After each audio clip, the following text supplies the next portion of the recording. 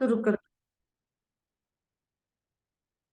ओम ज्ञानतिमिरान्धस्य ज्ञानाञ्जनशलाकया चक्षुरुन्मिलितं येन तस्मै श्रीगुरवे नमः.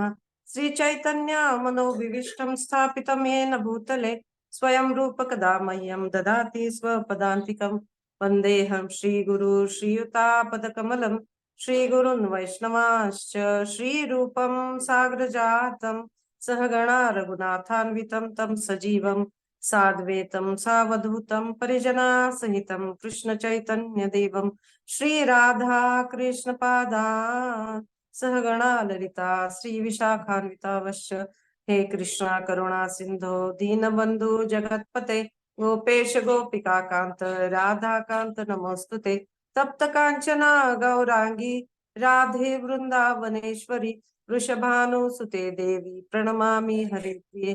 वाञ्छाकल्पतरुभ्यश्च कृपा सिन्धुभ्येव च पतितानां पावनेभ्यो वैष्णवेभ्यो नमो नमः. नमो विष्णुपादाय कृष्णप्रेष्ठाय भूतले श्रीमते राधानाथ स्वामिनिति नामिने. नमो विष्णुपादाय कृष्णप्रेष्ठाय भूतले श्रीमते भक्तिवेदांत स्वामीति नामिने. नमस्ते सरस्वती देवे गौरवाणी प्रचारिणे निर्विशेष शून्यवादी पाश्चात्य देश तारिणे. जय श्री कृष्ण चैतन्य प्रभु नित्यानंद श्री अद्वैत गदाधर श्रीवासादि गौर भक्तवृंद. हरे कृष्ण कृष्ण कृष्ण हरे हरे हरे राम राम राम हरे हरे. हरे कृष्णा. गीतामृत मालिकेमध्ये सर्व मैत्रिणींचं अंतःकरणपूर्वक स्वागत आहे. काल आपल्याला श्रीजी पूजा माताजींनी 10व्या श्लोकावरती खूप सुंदर विवेचन दिलेलं होतं. आज आपण खर तर दीपाली माताजींकडून आपण ऐकणार होतो, पण त्यांना काही कारणास्तव पुण्याला जावं लागत आहे. त्याच्यामुळं त्यांच्या आज्ञेचा मान ठेवून मी आज प्रयत्न करणार आहे. भगवद्गीता अक्षर ब्रह्मयोग 8वा अध्याय जो आहे त्याच्यामधील 11व्या श्लोकावरती प्रभुपादांच्या तात्पर्याच्या आधारे आपण जाणून घेण्याचा प्रयत्न करणार आहोत. हा, मग त्याची एकच मिनिट. मी जस्ट बघते एकदा फक्त सेटिंग चेंज झालेत का. एकदा अनम्यूट. हा, मग त्याची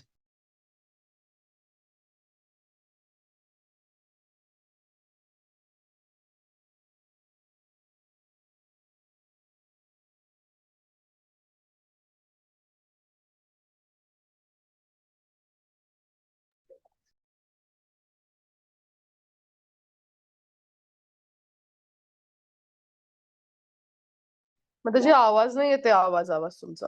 हा, ओके. आता येतोय? हा, येस. मग परत चाल. तर योग मिश्रित भक्तीद्वारे भगवंताची प्राप्ती कशी करायची या संदर्भातल्या जे विवेचन आहे तर ते आपण 2-3 श्लोकामध्ये पाहत आहोत. गेल्या 2-3 श्लोकांमध्ये आपल्याला ज्या मैत्रिणींनी खूप छान विवेचन दिलेलं आहे आणि त्याच पद्धतीचं एक या श्लोकामध्ये म्हणजे अक्षर ब्रह्मयोग हा जो 8वा अध्याय आहे त्याच्यामधील 11व्या श्लोकामध्ये देखील वर्णन करण्यात आलेलं आहे. तर एक गोष्ट आपण लक्षात घेऊयात की इंद्रिय नियमांपासून म्हणजे इंद्रियांपासून मनाला हटवणं ही फार कठीण गोष्ट आहे. आणि योगिक पद्धतीशिवाय इंद्रियांपासून इंद्रियांचे जे भोग वृत्ती आहे त्याच्यापासून दूर राहणं इंद्रियांना फार कठीण जाणार आहे. तर आणि भगवंताचं स्मरण करणे हे तर फार कठीण आहे मनाला अशा अवस्थेमध्ये.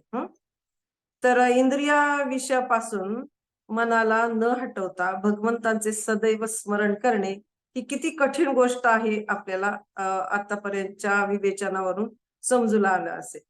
जर कोणाला भक्ती करायची असेल तर काही योगिक पद्धतीचा अवलंब करावा लागेल. यासाठी भगवंत योग मिश्रित भक्तीबद्दल या ठिकाणी बोलत आहे. एक तर योगाद्वारे इंद्रिय संयमन करणे आणि भक्तीद्वारे भगवत प्रेमाला जागृत करणे हे गेल्या 3-4 श्लोकामध्ये आपण पाहत आहोत. भक्तीचं वर्णन याच्यामध्ये करण्यात आलेलं आहे.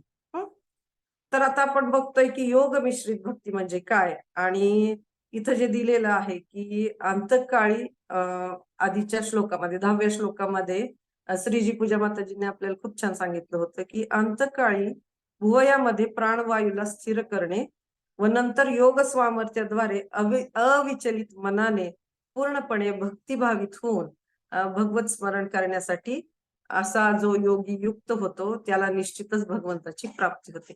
तर या ठिकाणी हे खूप महत्वाचं आहे की भक्तिभावित होऊन भगवत स्मरण करणे ही एक गोष्ट आहेच आहे. आणि प्राणवायूला स्थिर करणे आणि योग सामर्थ्याद्वारे अविचलित मनाने, तर अविचलित मन ठेवणं, मनाला स्थिर ठेवणे आणि त्या मनाद्वारे भगवंताचं स्मरण करणे ही खूप तसं बघायला गेलं तर कठीण गोष्ट आहे. आता हे जेव्हा भगवंत सांगतात 10व्या श्लोकामध्ये, तेव्हा अर्जुनाचा पुन्हा गोंधळ होतो की हे षडचक्र भगवंतांनी या ठिकाणी जे सांगितलेत किंवा आज्ञाचक्र सांगितलेलं आहे, तर त्यांना असं वाटतं की कृष्ण अगदी स्पष्टपणे मला ह्या गोष्टी कळतील का की मी काय करायला हवं, नेमकं काय करायला हवं, तर कोणत्या मंत्राचं उच्चारण करायला हवं, मला हे अगदी सविस्तररीत्या समजेल का, ज्यामुळे क्रमाक्रमाने मी या सगळ्या गोष्टी, या प्रक्रिया करू शकेन. तर श्रीकृष्णांनी अर्जुनाचा हा प्रश्न ना गृहीतच धरलेला आहे की असा प्रश्न अर्जुनाच्या मनामध्ये नक्की येणार आहे आणि त्या प्रश्नाला गृहीत धरलेल्या त्या प्रश्नाचं उत्तर भगवंत या ठिकाणी या श्लोकामध्ये देताना दिसून येतं. तर पाहूयात आपण अक्षर ब्रह्मयोग 8वा अध्याय त्याच्यामधील श्लोक क्रमांक 11. यदक्षरं वेदविदो वदन्ति विशन्ति यत्यतयो वीतरागः यदिच्छन्तो ब्रह्मचर्यचरन्ति तत्ते पदं संग्रहेण प्रवक्षे. अर्थात या ठिकाणी अर्थ दिलेला आहे तो आपण वाचूयात की जे ओंकाराचे उच्चारण करतात आणि जे संन्यासाश्रमी महर्षी आहेत ते ब्रह्मामध्ये प्रवेश करतात, अशा सिद्धीची इच्छा करणारे ब्रह्मचर्य व्रताचे आचरण करतात. ज्या योगे मनुष्य मुक्त होईल त्या विधींचे संक्षिप्त वर्णन आता मी तुला सांगतो. या ठिकाणी भगवंत स्वतःच अर्जुनाचा तो प्रश्न गृहीत धरतात आणि त्या प्रश्नाचं उत्तर म्हणून या श्लोकाचं विवेचन भगवंत या ठिकाणी करतात. तर प्रभुपादांनी तात्पर्यामध्ये खूप सुंदर रीतीने स्पष्टीकरण केलेलं दिसून येतं. तर पाहूयात आपण थोडंफार तात्पर्याच्या आधारे प्रयत्न करूयात ह्या श्लोकाचा अर्थ जाणून घेण्याचा. तर भगवान श्रीकृष्णांनी अर्जुनाला षटचक्र योगाच्या अभ्यासाची शिफारस केलेली आहे. हा अभ्यास कसा करावा हे अर्जुनाला माहित नसल्याचे गृहीत धरूनच भगवंत पुढील श्लोकामध्ये या योगाचे वर्णन करतात. भगवंत सांगतात की ब्रह्म जरी अद्वितीय असले तरी त्याला विविध अभिव्यक्ती आणि रूपे असतात. विशेष करून निर्विशेषवादी लोकांसाठी ओंकार म्हणजेच ब्रह्म असते. या ठिकाणी श्रीकृष्ण निर्विशेष ब्रह्माचे, ज्यामध्ये संन्यासाश्रमी ऋषी प्रवेश करतात, वर्णन करत आहेत. तर आपण या ठिकाणी बघत आहोत की श्रीकृष्ण या श्लोकामध्ये जे सविस्तरपणे वर्णन करत आहेत योग मिश्रित भक्तीचं. तर इथं प्रथम भगवंत सांगतात विशेष करून निर्विशेषवादी जे लोक आहेत तर त्यासाठी ओंकार म्हणजेच ब्रह्म आहे. आणि पूर्वीच्या अनेक श्लोकामध्ये आपण ह्या गोष्टीचं वर्णन ऐकलेलं असणार आहे मैत्रिणींनो, की भगवत साक्षात्काराचे 3 स्तर असतात, 3 पायऱ्या असतात. एक म्हणजे ब्रह्मन, म्हणजे भगवंतांची अंगकांती, भगवंताची तेजोमय अंगकांती. दुसरा साक्षात्कार जो आहे त्याला म्हटलं जातं की परमात्मा साक्षात्कार. आणि प्रत्येकाच्या हृदयामध्ये जे स्थित आहेत ते म्हणजे परमात्मा. आणि सर्वोच्च साक्षात्कार जो आहे भगवत साक्षात्कार, तर तो म्हणजे साक्षात भगवान श्रीकृष्ण यांना, पुरुषोत्तम भगवान श्रीकृष्ण यांना जाणणे, त्याला म्हणायचं सर्वोच्च साक्षात्कार, म्हणजे जे व्यक्तिमत्व आहे तर त्याला जाणणे. तर इथं आपण जी चर्चा करत आहोत ना या श्लोकांमध्ये, तर प्रथम साक्षात्काराबद्दल आपण ही चर्चा करत आहोत. तर जरी एखाद्या व्यक्तीला असे वाटत असेल किंवा त्या योग्याला असे वाटले की भगवंतांच्या अंगकांतीमध्ये आपण विलीन व्हावे, तरी स्वतंत्र व्यक्तिमत्व त्या योग्याचे असतेच, कारण तो योगी पूर्णपणे भगवंतांच्या अंगकांतीमध्ये विलीन होऊ शकत नाही. तर मागे आपण एका चर्चेमध्ये या 3 साक्षात्काराच्या चर्चेमध्ये पाहिलेले की जसा हिरवा पोपट एखाद्या हिरव्या झाडामध्ये प्रवेश करतो, तर तो जो भगवंतांच्या अंगकांतीमध्ये एखादा योगी जेव्हा प्रवेश करतो, तर त्याप्रमाणेच ते उदाहरण आहे. तर याचप्रमाणे जे ब्रह्मनमध्ये प्रवेश करतात ना, तर ते या प्रकारे स्वतंत्र रूप त्यांचं असतंच, स्वरूप त्यांना स्वतंत्र असतं लहान स्वरूपामध्ये, तर ते त्याप्रमाणे त्या भगवंताच्या कांतीमध्ये त्यांचं अस्तित्व असते. जरी त्यांची विलीन होण्याची इच्छा असली तरी देखील त्यांचं ते अस्तित्व स्वतंत्र असतं, ज्याप्रमाणे तो हिरवा पोपट ते हिरव्या रंगाच्या झाडामध्ये अस्तित्वात असतो. आता हे जे आपण पाहिलं की अशा प्रकारची जी लोक आहेत ते ओमचे उच्चारण करतात आणि ब्रह्मनची प्राप्ती करतात, म्हणजे भगवंताच्या अंगकांतीमध्ये ते प्रवेश करतात. विशेष करून निर्विशेषवादी लोकांसाठी ओंकार म्हणजेच ब्रह्म असते. तर या ठिकाणी श्रीकृष्ण निर्विशेष ब्रह्माचे ज्यामध्ये संन्यासाश्रमी प्रवेश करतात त्याचे वर्णन करताना दिसून येतात. इथं तात्पर्यामध्ये बघा सांगितले गेलेले की गुरुकुल पद्धतीमध्ये प्रभुपाद या ठिकाणी तात्पर्यामध्ये खूप छान गोष्टीचं वर्णन करताना दिसून येतात की वैदिक संस्कृतीमध्ये विद्यार्थ्याला बालपणापासूनच ओंकाराचे उच्चारण आणि ब्रह्मचर्य व्रताचे पालन करणे आध्यात्मिक गुरु बरोबर करीत ब्रह्मचर्य व्रताचे पालन करीत आध्यात्मिक गुरु बरोबर राहून निर्विशेष ब्रह्माचे ज्ञान प्राप्त करण्यास शिकवले जाते. तर या प्रकारे त्याला ब्रह्माच्या 2 रूपांची अनुभूती होते. म्हणजे कोणत्या, की एक जो ब्रह्मन साक्षात्कार आहे भगवंताच्या अंगकांतीचा, आणि दुसरं म्हणजे भगवंतांचं जे रूप परमात्मा रूपाने हृदयामध्ये आहे प्रत्येकाच्या मध्ये स्थित, तर त्याची अनुभूती होते.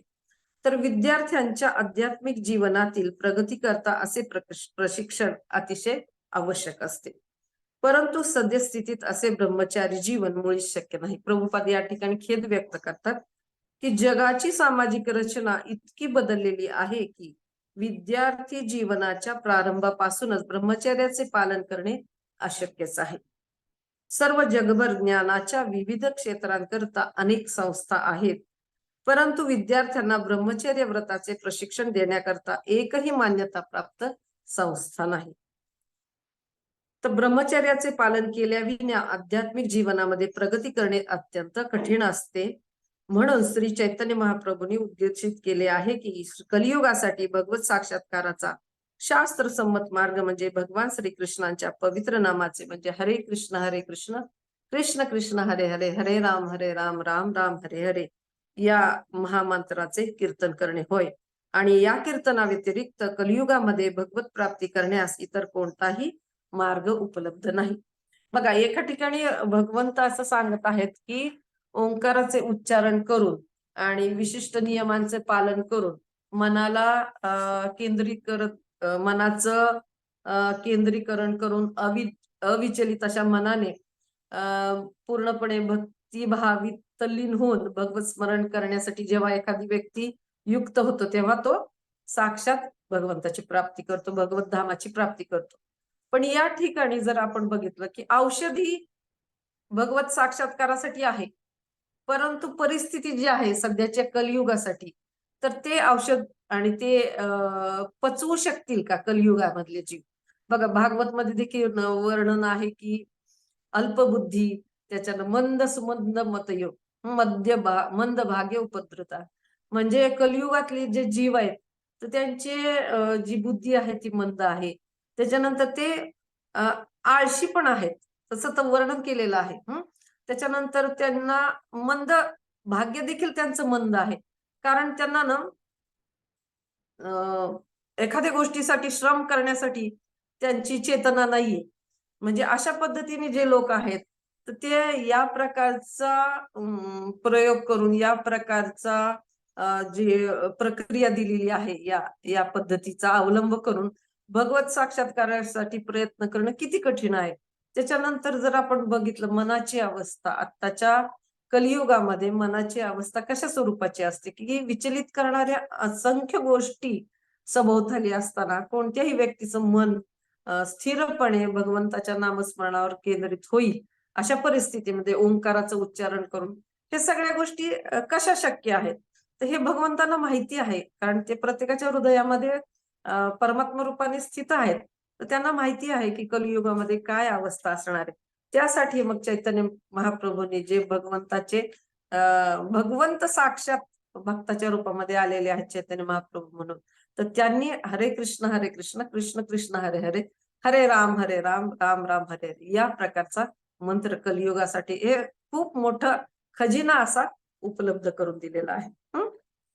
तर आता आपण इथं जी चर्चा करत आहोत ते प्रथम साक्षात्काराबद्दल जे आत्ताच आपण बघितलं, की त्या व्यक्तीला जरी वाटलं की आपण ब्रह्मनमध्ये प्रवेश करावा तरी त्याचं स्वतंत्र अस्तित्व असतंच. तर इथं गुरुकुल पद्धतीचं प्रभुपादांनी वर्णन केलेलं आहे. तर त्या पद्धतीमध्ये नेमकं काय असतं थोडंसं बघूयात आपण याबद्दलची चर्चा करूयात.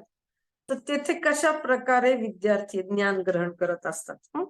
तर वय 5 वर्ष वय झाल्यानंतर त्या बालकाला गुरुकुलामध्ये सोडण्यात येतं आणि गुरुकुल याचा अर्थच मुळी की असा आहे की आश्रम ज्या ठिकाणी गुरूंकडून विद्यार्थ्यांना शिक्षण प्राप्त होत असे.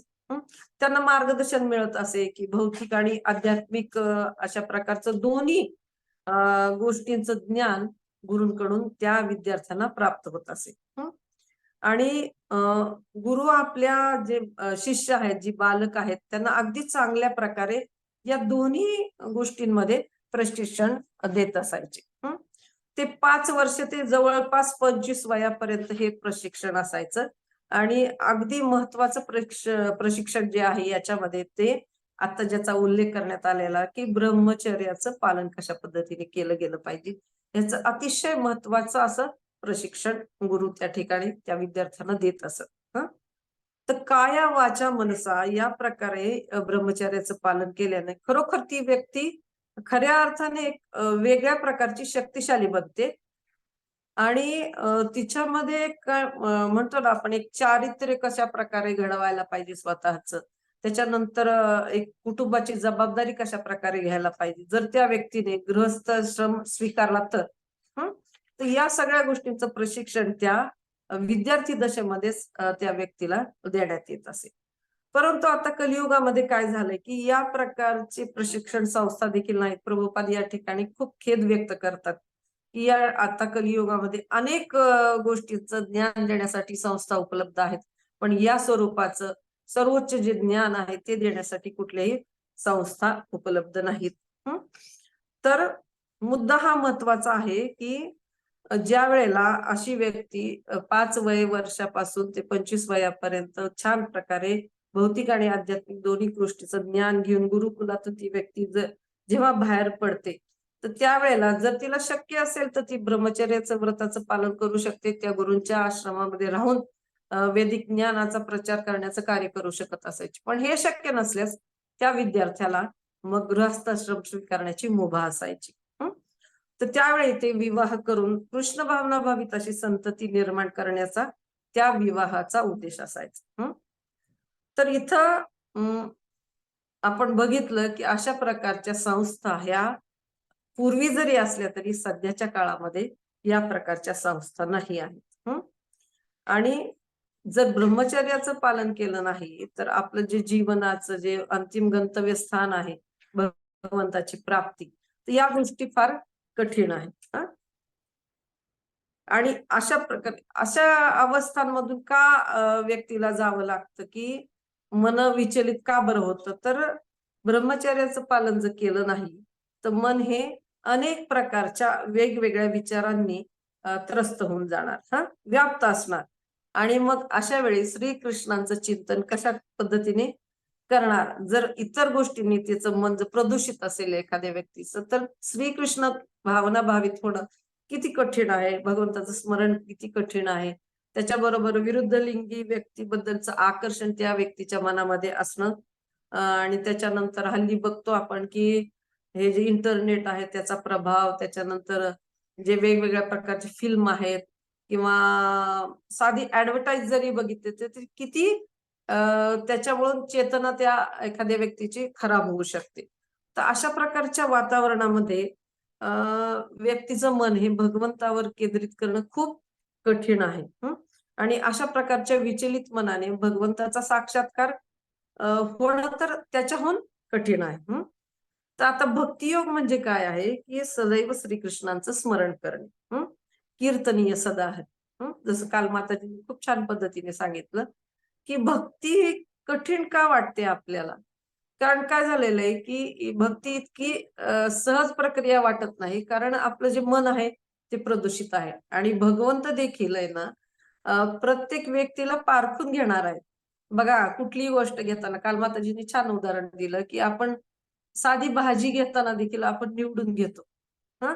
का तर आपल्याला चांगली क्वालिटी पाहिजे असते आणि चांगल्या पद्धतीने आपल्याला कुकिंग करायचं असतं. त्याच्यामुळे भाजी सुद्धा आपण निवडून घेतो. मग जेव्हा एखाद्या व्यक्तीच्या ताब्यात भगवंताला जायचं असतं. भक्ती म्हणजे काय ना, भगवंत त्या व्यक्तीच्या शुद्ध भक्तांच्या ऐकण्यामध्ये भगवंताला यावं लागतं. आपण भागवतमध्ये बघतो किंवा अनेक मैत्रिणींनी उदाहरणं दिलेली आहेत, की भगवंत हे भक्ताधीन आहेत. मग एखाद्या व्यक्तीच्या भक्तांच्या, शुद्ध भक्तांच्या अधीन होण्याआधी भगवंत देखील तो विचार करणार ना, की या व्यक्तीला भक्ती द्यावी का? हं? तर त्याच्यासाठी ते देखील पारखून घेणार आहेत. काही परीक्षा आपल्याला द्याव्या लागणार आहेत. कठीण परिश्रम यासाठी देखील आपल्याला करावा लागणारच आहे. त्याच्यामुळं भक्ती ही प्रक्रिया आहे ना, तर ती जर ज्या व्यक्तींना सहज वाटेल, त्या व्यक्तींची मनं खरंच शुद्ध असणार आहेत. त्याच्यानंतर आपण हे बघू शकतो, की ज्यांची मनं निर्मळ आहेत, त्यांना ज्याच्या काय म्हणतो ना आपण, की त्याला कटुती में गंगा.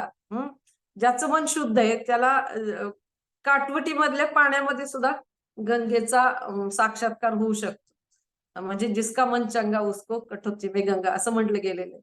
ज्याचं मन निर्मळ झालंय ना, त्याला भगवंताचं साक्षात्कार होणं हे खूप सहजगत्या शक्य आहे. परंतु कलियुगामध्ये ही प्रक्रिया अतिशय मनाला एकाग्र करणं वगैरे हे खूप कठीण गोष्ट आहे. मग याच्यासाठी चैतन्य महाप्रभूंनी हरे कृष्ण मंत्राचं सर्व कलियुगामध्ये युगधर्म म्हणून सांगितलेलं आहे. तर जेव्हा मन आपलं अशा विचारांनी बरबटलेलं असतं, तर त्यावेळी नाम घेणं हे खूप कठीण होऊ शकतं किंवा अशा प्रकारचा जो प्रोसेस त्यांनी सांगितलंय की मन एकाग्र करा वगैरे, तर ते शक्य नसतं. तर म्हणून साठी आपल्या आत्ताच आपण बघितलं की या कलियुगासाठी श्री चैतन्य महाप्रभूंनी हरे कृष्ण कृष्ण कृष्ण हरे हरे हरे राम राम राम हरे हरे ही अतिशय सोपी सोपी अशी प्रक्रिया सांगितलेली आहे. आणि हरिनामाचं जे खजिना त्यांनी आपल्या सर्वांसाठी संकीर्तन यज्ञ जे सांगितले आहे सर्वांसाठी गोलोकेर प्रेमधन हरिनाम संकीर्तन सर्वांसाठी ते उपलब्ध केलेलं आहे. याच्यामुळे काय होणार आहे मैत्रिणींनो, जे कृष्ण प्रेम प्रत्येकाच्या हृदयामध्ये आहे, आवृत्त झालेला आहे. जसं म्हणतो ना आपण पांघरून चढलेली आहेत त्याच्यावरती. तर प्रत्येकाच्या हृदयामध्ये जे कृष्ण प्रेम उपस्थित आहे आणि ज्याच्यावरती किटन चढले आहे. गेल्या काही श्लोकांमध्ये आपण पाहिलं की एखाद्या भांड्यावरती किटन चढल्यानंतर ते किती घासून घासून त्याला घासणीच्या साह्याने किंवा त्या डिटर्जंटच्या साह्याने ते घासावे लागते. ते परिश्रम आपल्याला घ्यावे लागतात. त्यावेळेला ते भांड ते प्रक्रिया म्हणजे काही पदार्थ करण्यासाठी उपयुक्त होऊ शकतं. त्याचप्रमाणे आपल्या हृदयावरती जे मलिनता आलेली आहे, जे कीटन चढलेलं आहे, जे दूषित झालेलं आहे, तर ते निर्मळ करण्यासाठी हरे कृष्ण कृष्ण कृष्ण हरे हरे हरे राम राम राम हरे या महामंत्राचा आपण ठराविक संख्येमध्ये जर नामजप केला तर निश्चितच हृदय निर्मळ होण्यासाठी खूप छान पद्धतीने मदत होणार आहे. आणि कृष्ण प्रेम जे आपल्या हृदयामध्ये पूर्वीपासूनच आहे, तर ते जागृत होण्यासाठी मदत होणार आहे. तर यापूर्वी देखील आपण याबद्दलची एक कथा पाहिलेली होती, पण या श्लोकाच्या अनुषंगाने ते परत त्या कथेचं स्मरण होत आहे. ती कथा पाहून आपण थांबूयात. की एक हत्ती असतो, तो त्या राजाचा नेहमी अगदी युद्धामध्ये बिनीचा हत्ती म्हणतो ना आपण ज्याला, की सुरुवातीच्या तुकडीमध्ये आणि जो राजध्वज वागवणारा असा तो हत्ती असतो आणि त्या हत्तीने अनेक लढाया जिंकून दिलेल्या असतात. म्हणजे त्या राजाची तशी श्रद्धा असते की या हत्तीच्या उपस्थितीमध्ये महाकाय असा प्रचंड हत्ती असतो तो उपस्थितीमध्ये त्या राजाचा विजय झालेला असतो दरवेळेला. आणि जेव्हा तो हत्ती क्षेत्रावरती म्हणजे युद्ध क्षेत्रावरती असायचा तेव्हा एकदम काय म्हणतो ना आपण की एका वीराच्या स्वरूपान म्हणजे शौर्य दाखवायचा तो हत्ती देखील, एवढं त्याला त्या युद्धाचा वगैरे, आणि आपल्या जो मालक आहे राजा, तर त्याच्यासाठी तो प्रयत्नशील असायचा युद्धभूमीवरती. त्याला तसं प्रशिक्षण देण्यात आलेलं होतं. परंतु कालांतराने तो हत्ती वृद्ध होतो, आणि त्या हत्तीच्या देखरेखीसाठी, त्याच्या सेवेसाठी राजाने नोकर चाकर ठेवलेले असतात. ती जी शाळा असते, हत्तीला बांधत असतात ज्या ठिकाणी, तर त्या ठिकाणाहून रोज त्या हत्तीला नदी किनारी घेऊन जायचे, त्याला छान स्नान घातलं जायचं, आणि त्या ठिकाणी त्याला आनंद मिळायचा. त्या हत्तीला देखील एवढं श्रम केलेलं असायचं त्यांनी पूर्वीपासूनच. मग आता त्याला वृद्ध झाल्यानंतर दररोज अशा प्रकारचं स्नान घालण्यात येत असायचं. तर असं होत असताना एके दिवशी काय होतं, की जेव्हा त्या हत्तीला स्नानासाठी ते सर्व सेवक घेऊन जातात, तर त्यावेळेला तो हत्ती त्या ठिकाणी नदीमध्ये उभं राहण्याऐवजी तो मटकन खाली बसतो त्याच्या वयामुळं, आणि त्याला असं अ, उठताही येत नसतं. तो शक्तिहीन झाल्यासारखं त्याला त्याची अवस्था झालेली असते. तर सगळ्यांना असा प्रश्न पडतो, की याला काय होणार आता पुढं? राजाचा तर खूप लाडका हत्ती आहे. तर याचं काय, कसं याला आपण उठवू शकतो आणि पुन्हा आपण त्याच्या योग्य ठिकाणी घेऊन जाऊ शकतो? कारण या अवस्थेमध्ये राजाला हे सहन होणार नाही, की हत्तीची ही अवस्था. मग अशा पद्धतीने विचार करता करता तिथं तो जो हुशार मंत्री असतो तो त्या ठिकाणी येतो. तिथला सेनापती त्या ठिकाणी येतो, आणि खूप प्रयत्नांती जरी त्या गोष्टीला यश येत नसतं हत्तीला उठवण्यामध्ये, तर त्यावेळेला तिथला सेनापती काय करतो, की ज्या वेळेला युद्ध सुरू व्हायचं असायचं, त्यावेळेला ज्या तुतार्या वाजायच्या, शंखनाद व्हायचे, वेगवेगळ्या प्रकारचे नगारे वाजायचे, तर तशा प्रकारचं वाद्य त्या ठिकाणी वाजवण्याची आज्ञा तो सेनापती त्या सगळ्यांना करतो, वाद्य वाजवणाऱ्या लोकांना. आणि जसं का हे भेऱ्या, तुताऱ्या, नगारे, अशा शंखनाद व्हायला लागतो आणि तो हत्तीच्या कानावरती पडतो, तसा तो हत्ती ना ताडकन उभा राहून चालायला सुरुवात करतो. त्याच पद्धतीने आपलं जे निद्रित अवस्थेमध्ये जे कृष्ण प्रेम आपल्या हृदयामध्ये आहे, आणि अनेक प्रकारची पांघरुण घेऊन ते झोपलेलं आहे, तर त्या कृष्ण प्रेमाला जागृत करण्यासाठी मैत्रिणींनो, हा जो नाद आहे, हरे कृष्ण कृष्ण कृष्ण हरे हरे, हरे राम राम राम हरे, तर या प्रकारच्या महामंत्राने, या प्रकारच्या नादध्वनीने, या प्रकारच्या उच्चारणाने भगवंताचं ते जे प्रेम आहे सुप्तावस्थेत प्रत्येकाच्या हृदयामध्ये, ते जागृत होणार आहे. आणि भगवंताचा साक्षात्कार त्यावेळेला आपल्याला जर आपण सराव गुरूंच्या आज्ञेने नियमितपणे करत राहिलो, प्रभुपादांनी ज्या पद्धतीने सांगितलंय, नियम जे सांगितले त्या पद्धतीने करत राहिलो, आणि शास्त्रांचं वाचन अध्ययन आपण करत राहिलो, तर हा जो भगवत साक्षात्कार आहे तो निश्चितच प्रत्येक व्यक्तीला होणार आहे. प्रत्येक व्यक्तीचा तो हक्क आहे, आणि भगवंताची प्राप्ती, जे मनुष्य जीवनाचं अंतिम ध्येय आहे, ते निश्चितच प्राप्त करण्यासाठी आपल्याला मदत होणार आहे. तर हरे कृष्णा, थँक्यू सो मच, तुम्ही एवढ्या शांततेने ऐकून घेतलं. आणि माझी खरं तर काही योग्यता नाहीये भगवद्गीतेमधील श्लोकांवर बोलण्याची, परंतु प्रभूजींचे, नंददुलाल प्रभूजींचं प्रोत्साहन आहे, मार्गदर्शन आहे, मैत्रिणींचं खूप छान सपोर्ट आहे, प्रोत्साहन आहे, आणि बारामती वैष्णवी समितीतर्फे या प्रकारचे जे गीतामृत सारखे कार्यक्रम घेतले जातात, त्याच्यामुळे थोडाफार अभ्यास करायला एक प्रोत्साहन मिळतं, प्रेरणा मिळते, आणि त्याच्यामुळं वेटर प्रमाणे आम्ही हे सादर करत आहोत. Thank you so much. कोणाला काही प्रश्न असतील तर निश्चित विचारा. एवढं छान होतं. सेटिंग चेंज करणार का आवाज? हो, करते.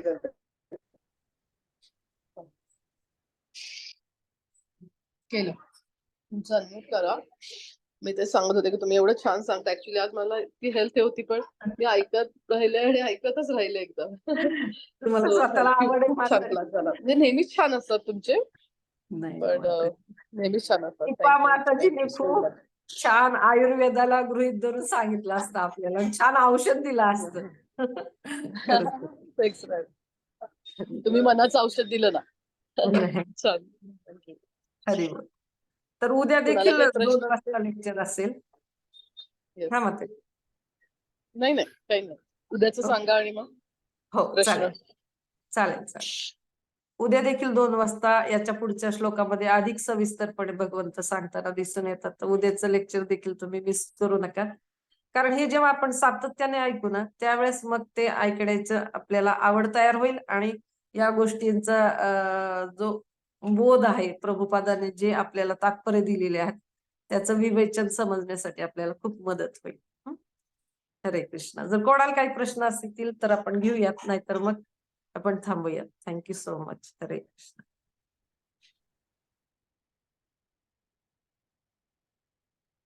आता जी बहुतेक कोणाला काही प्रश्न नसेल तर थांबूया का मग? हरी बोल माताजी. हो. सर्व हरी बोल. प्रश्नांचं निरसन तुम्ही करता त्याच्यामुळे आम्हाला प्रश्न एवढे पडत नाही. एवढा खोल अभ्यास आमचा नसतो माताजी. नाही नाही असं नाही, असं नाही. नाही नाही, खूप छान लेक्चर झालं माताजी. खूप Thank you. छान उदाहरणं देऊन. सगळं ऐकते आणि खूप प्रोत्साहन मिळतं. नाही, very, जेव्हा श्रोते ऐकतात उत्सुकतेने तेव्हा अभ्यास पण करावा लागतो आणि आनंद पण वाटतो. खूप थँक्यू. सुंदर. थँक्यू. हरे कृष्ण. माताजी थांबूया. थांबायचं? येस. ओके. Okay. थँक्यू. हरे कृष्ण. काळजी घ्या. हरी बोल. येस.